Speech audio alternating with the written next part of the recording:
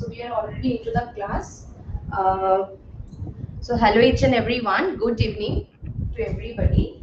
And today we are going to start with the first topic of your class 9 syllabus in biology, that is cell. Okay. So do you know anything about cell which you have studied in your previous classes? Cell is the smallest unit of life. Smallest, why it is known as smallest unit? Can you tell me? Why is it known as the smallest unit of life?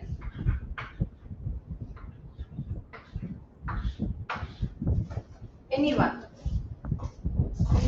अच्छा, कितने लोगों ने यहाँ पे already cell chapter पढ़ चुके हैं या थोड़ा बहुत जानते हैं सेल चैप्टर के बारे में? आप अच्छा, मैक्सिमम लोग जानते हैं। ठीक है, तो बताओ क्या पढ़ा था 8 में? तो कुछ तो पढ़ा था सेल के बारे में। एक लाइन तो बहुत इंपॉर्टेंट है, जो फर्स्ट एकदम सेल का डेफिनेशन है, cell is the structural and functional unit of life. ये आपने पढ़ा होगा। Cell is the basic, or the word basic can also be replaced by fundamental unit of life। ठीक है, ये भी आपने पढ़ा है। तो इसमें कौन कौन से वर्ड है जो कि एकदम सबसे ज्यादा इंपॉर्टेंट है? तो सबसे ज्यादा important word first one is यहाँ पे स्ट्रक्चरल, ठीक है, and also along with it function, ठीक है। एंड यहाँ पे हमने बोला कि इट इज बेसिक या फंडामेंटल, एंड क्लास से भी उन्होंने बोला कि मैम ये स्मॉलेस्ट यूनिट ऑफ लाइफ भी है, smallest unit of life. And life here stands for what? Stands for any living organism, or it is depicting a living organism। ठीक है, कोई भी लिविंग ऑर्गेनिज्म के बारे में बोला जा रहा है। तो अगर एक लिविंग ऑर्गेनिज्म को हम थोड़ा सा अच्छे से स्टडी करें, we will draw a triangle like this, ठीक है, अच्छे से, and we will write at the bottom of the triangle about living organism। Now I will ask you, जो लिविंग ऑर्गेनिज्म के बॉडी में अगर मैं और अंदर घुसूं तो क्या मिलेगा? सबसे पहले ऑर्गेनाइज्ड सिस्टम, है ना, जिसको हम लोग क्या बोलेंगे? Organ system. Very good. And organ systems are composed of what? organs, okay, and organs are composed of tissues, and then tissues are composed of cells, okay. So cell, then group of cells, can I say like this as well, ki group of cells forms what? Tissues, okay. Then group of tissues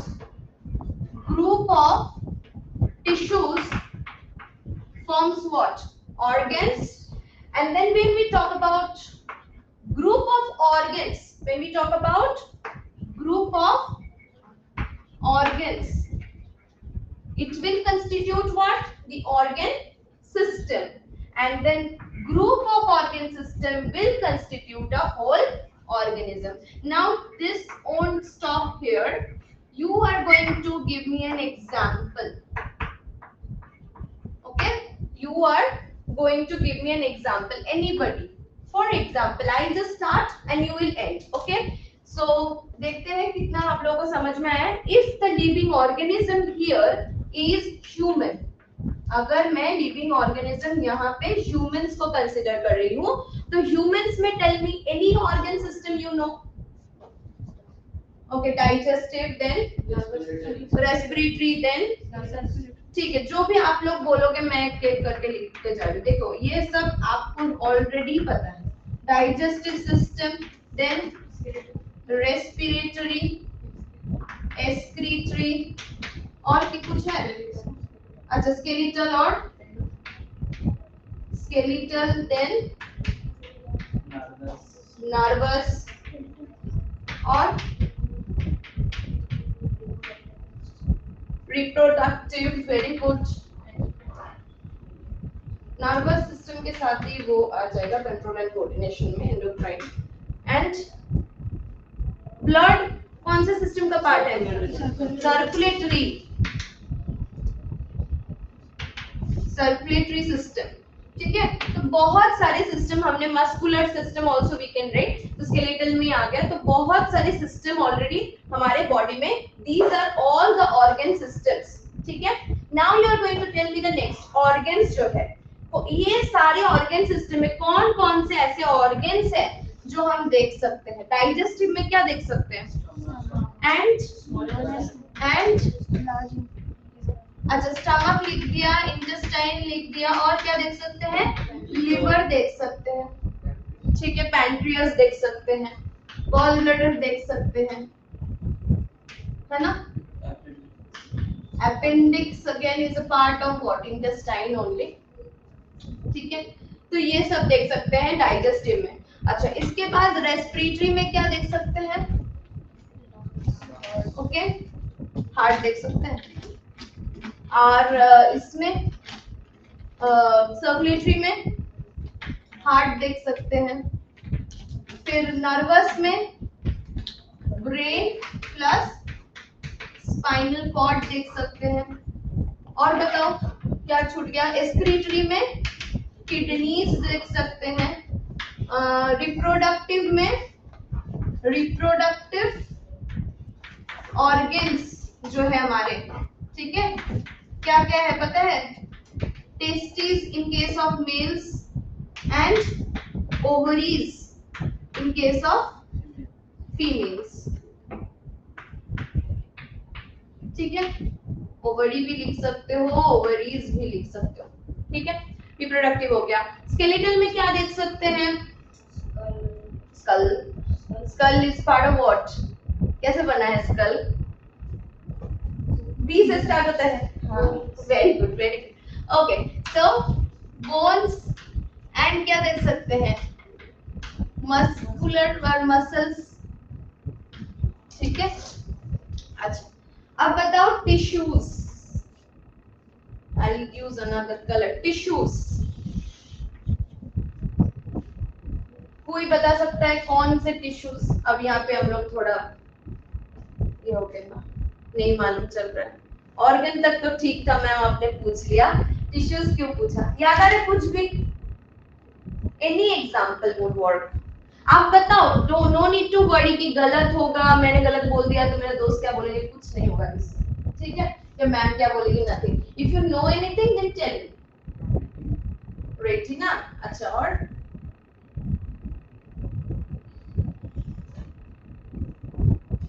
just अंदर अंदर सोचो। जैसे हमने सबसे पहले इसके बारे में नहीं सोचा, we thought about humans, then we thought that उसमें क्या क्या सिस्टम्स अवेलेबल है, देन वी थॉट अबाउट कि उसमें क्या क्या ऑर्गन्स अवेलेबल है, then we went to the next topic. अच्छा, तो बताओ टिश्यूज क्या? तो एक एक करके पकड़ते, जैसे कि हमने स्टमक से स्टार्ट किया था, याद आ रहा है कुछ कुछ टिश्यू स्टमक में, या पता है डाइजेस्टिव सिस्टम पहले, उसके अंदर स्टमक, स्टमक के अंदर स्टमक कैसे बना हुआ? अच्छा, स्टमक दिखता कैसे है, कुछ पता है?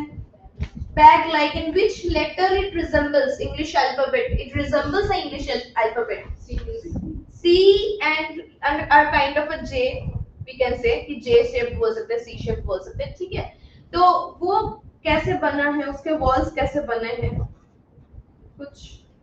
अच्छा ठीक है, वो छोड़ते हैं। हार्ट, हार्ट में कौन सा चीज बहता है, फ्लो कर रहा है? Blood, very good. तो ब्लड क्या हो गया बेटा? ब्लड एक टिश्यू हो गया, ठीक है। Blood is a tissue. अच्छा, ब्लड में कौन से सेल्स प्रेजेंट है पता है आपको? Very good, very good. So I am so impressed. Cell तुम लोगों को पता है। तो ब्लड में यहाँ पे हम लिख देंगे आरबीसीज प्रेजेंट है, डब्ल्यूबीसीज प्रेजेंट है, प्लेटलेट्स भी, but platelets are actually not particular cells, fragmented parts होते हैं, ठीक है। तो डब्ल्यूबीसीज and RBCs are present, will right. हाँ, fat cell, yes, fat cell, fat cell को क्या बोलते हैं? फैट सेल, हाँ, smooth muscle cell, yes, nerve cell, nerve cell का दूसरा नाम, नर्व सेल का दूसरा नाम ऐसे स्टार्ट देखा है, पता है? सिर्फ इजी है ना। अच्छा, फैट सेल जो मैंने बोला, तो फैट सेल कौन से टिश्यू में आएंगे बेटा? एडिपोज टिश्यू, ठीक है। एडिपोज टिश्यू में जो सेल आएगा उसको हम बोलते हैं फैट सेल, ठीक है। अच्छा, actually if we talk about tissues, मैं ये नेक्स्ट चैप्टर में पढ़ाऊंगी, बट मैं आप लोगों को बता देती हूँ कि ये तो ऐसे एग्जांपल्स ऑफ टिश्यू हो गए, but there are actually 4 main categories, ठीक है। मेरे पास प्रॉपर स्पेसेस नहीं है, बट आप कॉपी में जब लिखोगे अच्छे से लिखना, ठीक है। I will wait, don't worry, धीरे धीरे पढ़ाऊंगी। अब तक जो भी पढ़ा रहे हैं समझ में आया है? इतना दूर कोई दिक्कत है किसी को? अच्छा, देखो, so there are 4 main categories जो हमारे एनिमल्स के बॉडी में टिश्यू के कैटेगरी में पाए जाते हैं। सबसे पहला जो टिश्यू है वो है एपिथेलियल टिश्यू। क्या है बेटा, आप लोग बताओ एक बार रिपीट करके। एपिथेलियल टिश्यू, ठीक है। Is it clear? क्यों काम करता है सब हम बताएंगे, no need to worry about anything, ठीक है। अच्छा, फिर आते हैं आपके जो नेक्स्ट टिश्यू है वो है connective tissue, okay. Then is your muscular tissue, ठीक है, and then is your nervous tissue. तो कितने टाइप ऑफ टिश्यू हो गए बताओ? 6? 4? यस, 4। ये सिर्फ एग्जाम्पल है और ये मेन कैटेगरीज और मेन टाइप्स है, ठीक है। ब्लड, एडिपोज, फिर इन्होंने क्या बोला कि मैम स्मूथ मसल है, तो ऑब्वियसली मस्कुलर टिश्यू के एग्जाम्पल में आएंगे स्मूथ मसल्स जो कि आईज में प्रेजेंट होते हैं। कार्डियक मसल कहाँ पे प्रेजेंट होती है? हार्ट में प्रेजेंट होती है, तो ये हो गया कार्डियक मसल, ठीक है। सिलियरी मसल आईज में प्रेजेंट होती है, ठीक है। ऐसे करके जो मसल्स के जो एग्जाम्पल आ गए वो सारे आपके एग्जाम्पल्स, मतलब जैसे blood is an example of a connective tissue, ठीक है। फिर स्टमक में, इंटेस्टाइन में, ये सब जगह में जो टिश्यूज प्रेजेंट है, जैसे कि simple epithelial tissue, cuboidal epithelial tissue, columnar epithelial tissue, तो ये सारे एग्जाम्पल्स हो गए आपके एपिथेलियल टिश्यूज के, ठीक है।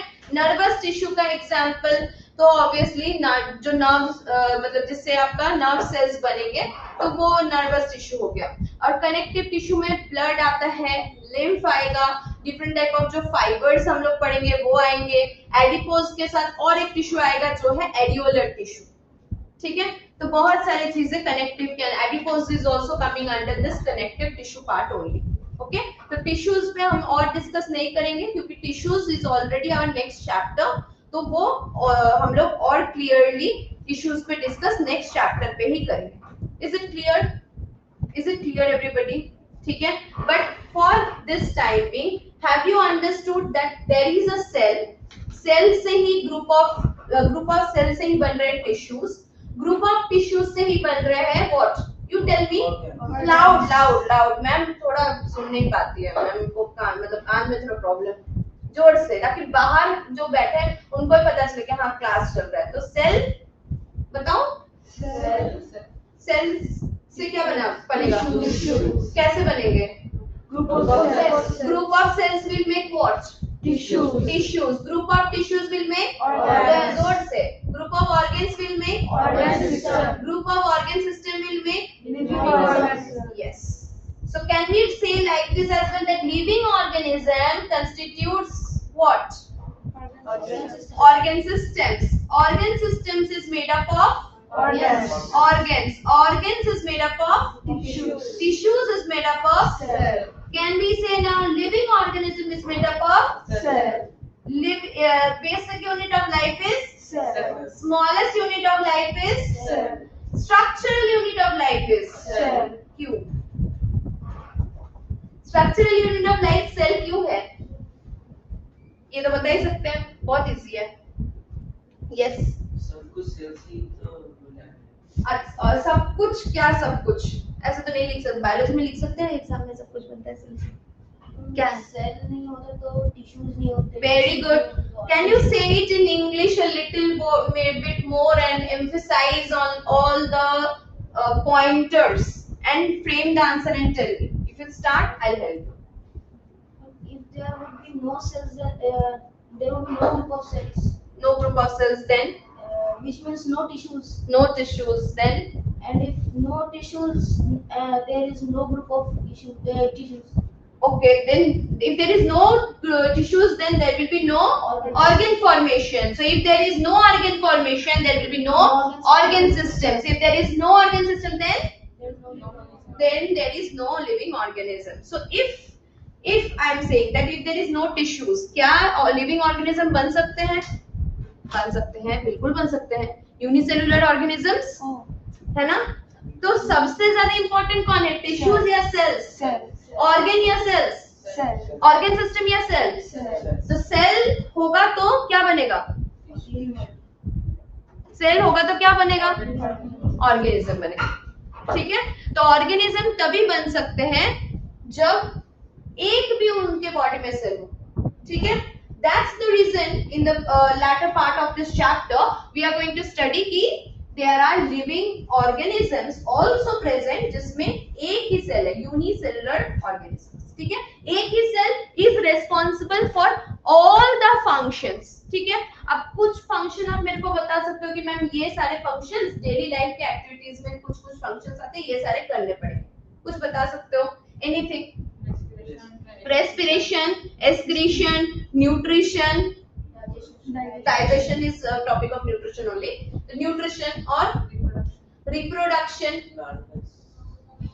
nervous का है control and coordination, है ना? तो ये सारे जो चीजें हैं हमको day to day daily activities या लाइफ में करने पड़ेंगे, तभी जाके हम लिविंग ऑर्गेनिजम्स कहलाएंगे, isn't it? So that's the reason we'll also say जे अगर ये एक unicellular, when we are talking about unicellular organisms already present है, तो अगर यूनिसेलुलर ऑर्गेनिजम्स प्रेजेंट है दैट मींस इसके सेल में सारे मैं मान के चल रही हूँ कि सारे जो लाइफ एक्टिविटीज मैंने अभी डिस्कस किया, आप लोगों ने बताया, हमने बताया, तो ये सारे एक्टिविटीज क्या हो रहे हैं, ये पर्टिकुलर सेल परफॉर्म कर पा रहे हैं. Isn't it? The unicellular organism is able to perform all the daily life activities. Is it clear, everybody? Is it clear? Is it clear? Yes, ma'am. What is clear? कोई एक बता दो, आप बता दो, बहुत देर से आप नहीं बोले.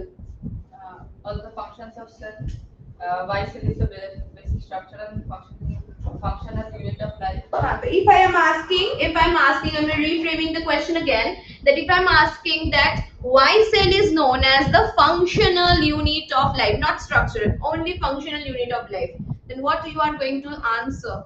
Because cell carries out all the A single cell is capable of performing all the life all the life process or all the life functions, isn't it? And you will give the example of a unicellular organism. आपने बहुत सारे unicellular organism class 8 में पढ़े, एक बता दो. हाँ. Paramecium. Paramecium and Yogi Euglena and Amoeba. C से yeast होता है. हाँ, yeast. And yeast is what? कौन से ग्रुप में था माइक्रो ऑर्गेनिज्म चैप्टर में? Fungi.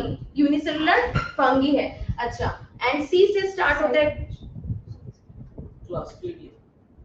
Clostridium is a bacteria. अच्छा, नेक्स्ट और एक स्टार्ट होता है एल्गी. एल्गी के ग्रुप में CHL. Chlorophyll. But chlorophyll is an organism. the bacteria of the cholera disease. No. It's an algae. हाँ, क्लोरेला नहीं है, बट थोड़ा और बड़ा नाम है थोड़ा सा. CHLAMY.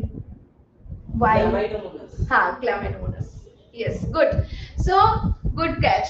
तो देखो, it's Chlamydomonas वो भी है. तो यूनिसेलुलर ऑर्गेनिजम्स आपको पता है. तो ये लोग कैसे सरवाइव कर रहे हैं? बिकॉज इसके एक ही सेल, एक सिंगल सेल ही सारे जो लाइफ एक्टिविटीज है, सारे जो बेसिक फंक्शंस है वो परफॉर्म कर सकते हैं.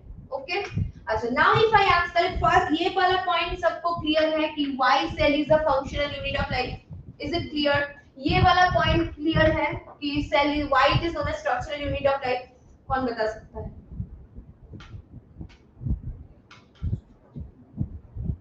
बताओ. The group of cell is made up of a group of cell makes tissues and the group of tissues makes organs and the group of ये ड्रॉ भी करना है उस इसमें. ठीक है, जब वो क्वेश्चन आएगा तो क्वेश्चन अगर आप चाहते हो तो आप लिख सकते हो कॉपी में. The first question is why cell is known as the structural unit of life. Why cell is known as the structural unit of life. First question. And second question is why cell is known as the functional unit of life. Why cell is known as the functional unit of life. ठीक है.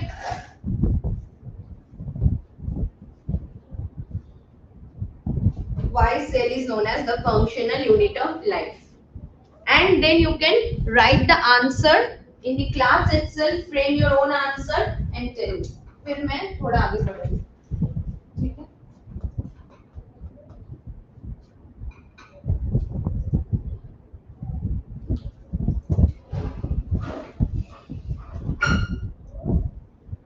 ठीक है, फटाफट 2 minute मैं आपको time allot कर रही हूँ. There will be 2 minutes. Then we'll move to the next part. First thing, have you understood why it is structural unit of life, everybody? कि without cell is actually also known as the building block of life. Cell को building block of life भी कहा गया है. इसको भी add करो कि building block, जैसे कि एक हाउस हम लोग एक स्मॉल ब्रिक के बिना पूरा बना नहीं सकते. ठीक है, एक ये जो बड़ा बिल्डिंग आप देख रहे हो इसमें एक एक ब्रिक जोड़ जोड़ के पूरा बिल्डिंग बना है. Right? The human body or any living organism's body is considered, if we consider it along with a building, then we can say कि living organisms जो है, living organism के body को अगर हम consider करें तो एक बिल्डिंग के हिसाब से, तो इसके बॉडी में भी there are multiple parts. ठीक है, एंड मल्टीपल पार्ट का जो सबसे बेसिक यूनिट है वो है एक सेल. और एक पूरा बिल्डिंग का जो सबसे बेसिक चीज है वो है वन सिंगल ब्रिक. ठीक है, तो एक सिंगल ब्रिक अगर हम उसको कंपेयर करें तो it's actually along with the cell. ठीक है, कंपैरिजन कुछ इस तरीके से होगा.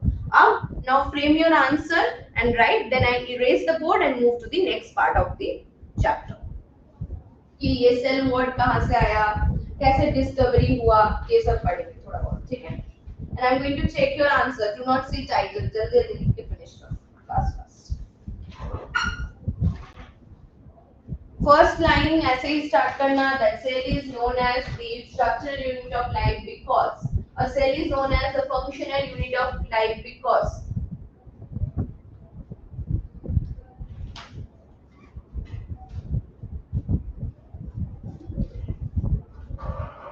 न्यू कॉपी बना लेना. ठीक है, नहीं बनाओगे खिचड़ी कॉपी नहीं चाहिए. फर्स्ट क्लास में मैं बोल दे रही हूँ, जो लोग न्यू कॉपी बनाए हैं वेरी गुड, जो लोग नहीं बनाए हैं make sure you make a new copy only for biology. Revision copy type का नहीं होना चाहिए. ठीक है. अच्छा, how many people here are Bengalis? सब लोग. আমি মিশাল তোকে বাংলা বুঝতেই হবে. I am also Bengali. तुमको आता है समझ बेंगॉली थोड़ा बहुत? आता है बोलने चलो. तो ठीक है, बीच बीच में बेंगॉली चल सकते हैं.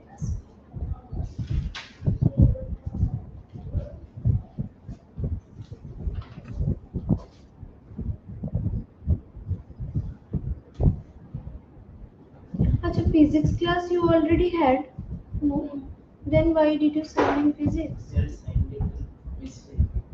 Mistake. ठीक है, बायो में भी साइन करना है. मेरे को एक पेन दो, मैं खुद साइन कर दूं पहले.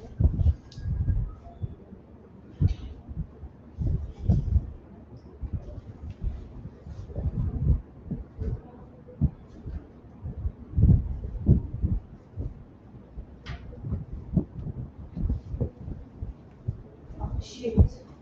You need to sign here. We need your autograph. जल्दी दीजिए सर, फास्ट फास्ट पास कर दीजिए सर थोड़ा प्लीज। ये लोग भी देंगे ना autograph। बड़ा ऑटोग्राफ नहीं देना है, छोटे छोटे ऑटोग्राफ देना है, ठीक है? क्योंकि स्पेस ज्यादा नहीं है।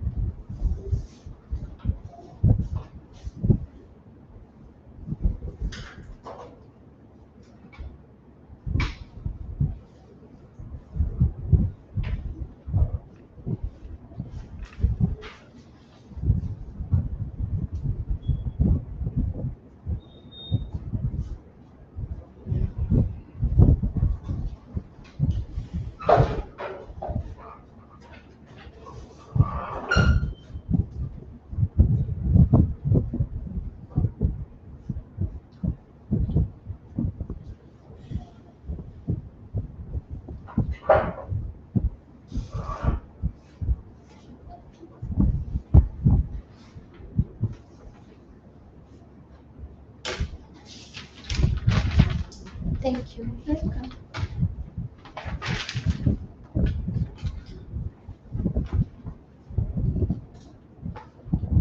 डन। आ जाओ थोड़ा सा पढ़ लो कैसे है।